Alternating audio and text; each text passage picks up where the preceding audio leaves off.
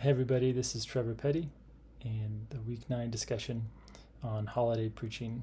And the first question about how we center the sermon, I'd say that I don't really like the idea of centering a sermon around the holiday, but this was one of the ideas mentioned in the lecture, but of doing something, whether it be like a closing prayer or, it could be something out front or something, that acknowledges the holiday, and then taking that opportunity within the sermon, and it could be through just some simple comments or a kind of a connecting application or something to sort of acknowledge what's going on. But I think that works well, and I'm still a little curious about that idea of sort of using that cultural event or activity to preach the gospel. I do like the invitation to reflect on what's being expressed culturally through a holiday, and thinking about how the gospel might offer a kind of corrective to some ideas culturally. I think that's really valuable. And so, but yeah, I guess, yeah. Number 2, interact with lecture. What do I see as opportunities? I really liked the mention of Paul's engaging culture.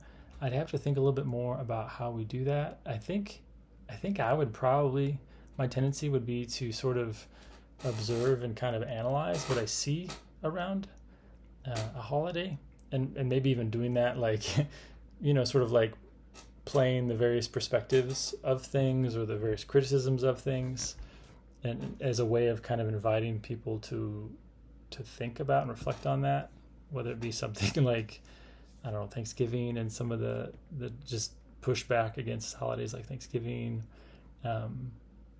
Again, just as a way of inviting people to be thoughtful about that. Even, I don't know if that does lead to something about thankfulness or something. I don't know. I have to think about that, because I don't want a holiday or like something like Thanksgiving to suddenly just be like this one-off sermon or something.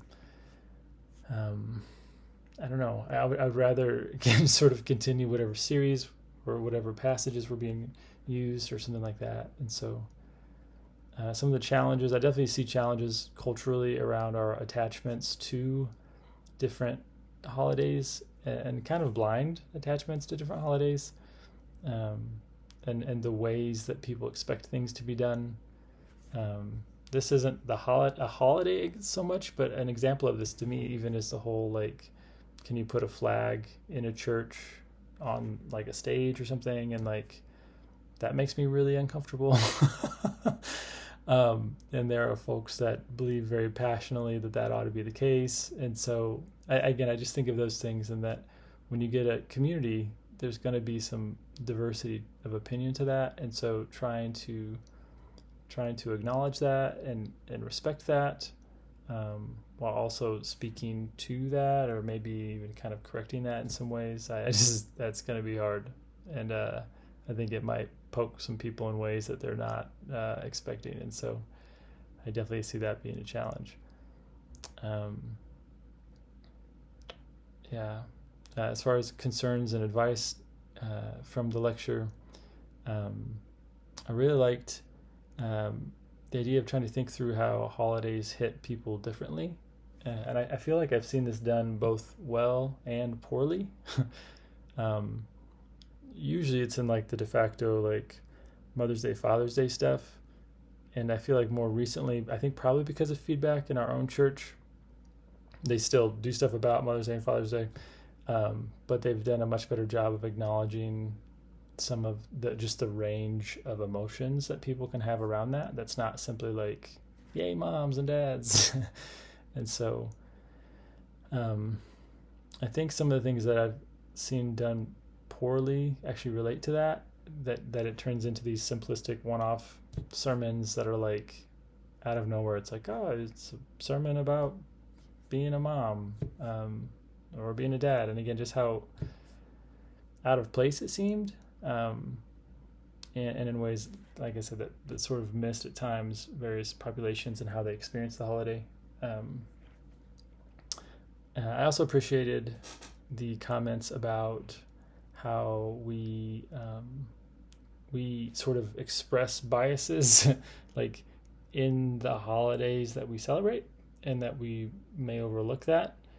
And so thinking through like, why would we acknowledge certain holidays and not others? One that's become more obvious to me as an adult is that I think in my entire life, in my tradition, I've been in the same sort of branch of churches, independent Christian church, evangelical, non-denominational, predominantly white. And again, like Mother's Day, Father's Day, it's gonna come up. Veterans Day is gonna come up. Maybe Memorial Day.